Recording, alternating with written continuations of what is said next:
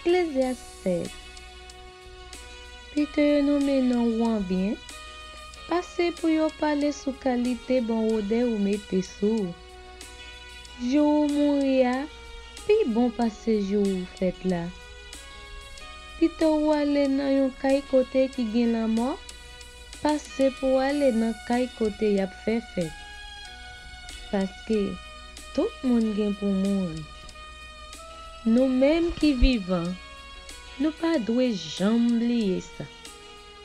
Peter yon moun nan la peine, passe pour gen kè content. La peine rale figi ou, mais la plouvri l'esprit ou. Moun qui gen bon comprendre, toujours ap calculer sous l'amour. Moun sot, toujours ap calculer sous qui jan pour yo jouir la vie ya. Peter ou tande yon moun qui gen bon comprendre ap prale les oreilles ou.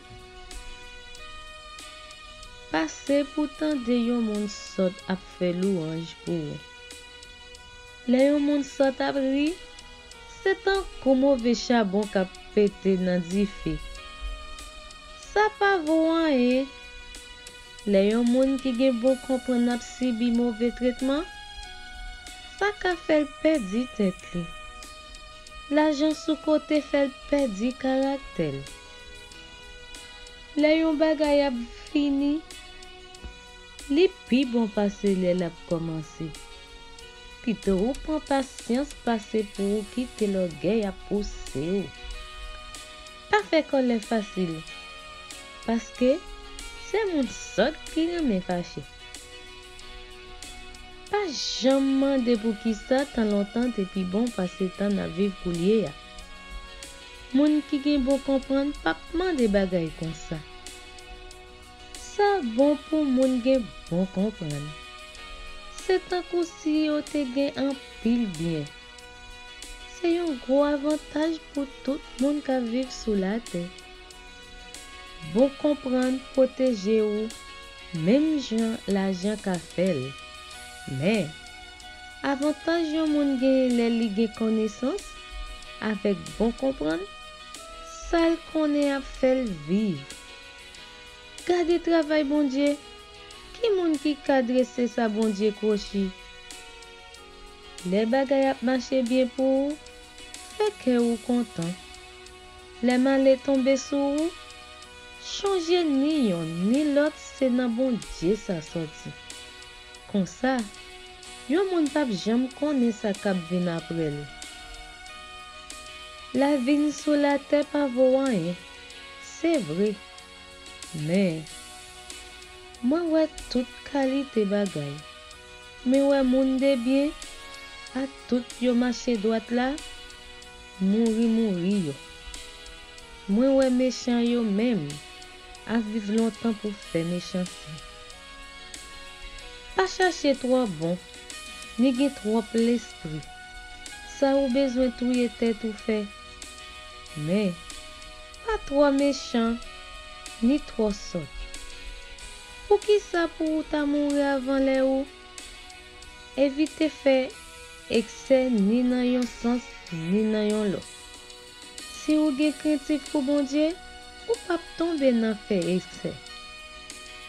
Ça, connaissance fait pour yon moun, 10 grand nèg pas ka faire pour yon la vie. Pas gen moun k'ap marcher droit sous la terre qui ka dit tout ça la fait bien. Ni pas jamais fait ça qui mal. Pas coûter tout ça mon ap dit. Parce que ou même tout, dans cœur ou connaît combien fois ou parler moun mal. Moi servi ak bon comprendre moi pour me faire toute expérience ça yo dans la vie. Moi dis moi ta remè gen bon comprendre. Mais moi pas jamais rive gagner. La vie c'est un mystère. Li tan kou yon trou sans fond. Qui moun qui ka rive comprendre li? Mais moi prends sam pour me chercher connaître. Pour m'examiner tout bagay. Moi te sorti pour me te comprendre. Pour me te joindre réponse pour toute question. Moi t'a posé tête moi, pour me arriver connaître Jean moun méchant yo perdu tête yo. Jean moun sot yo égaré. Moi joine yon bagay qui pire de passer la mort. C'est femme. Là yo dit yo reme ou, c'est pelin yo pare pour ou. Là yo passe bras nan kou, c'est chien yo cassé nan kou. Yon moun qui fait bon Dieu plaisir, va chaper en bas men yo. Mais moun ka fait ça qui mal ap tombe en bas griffe yo.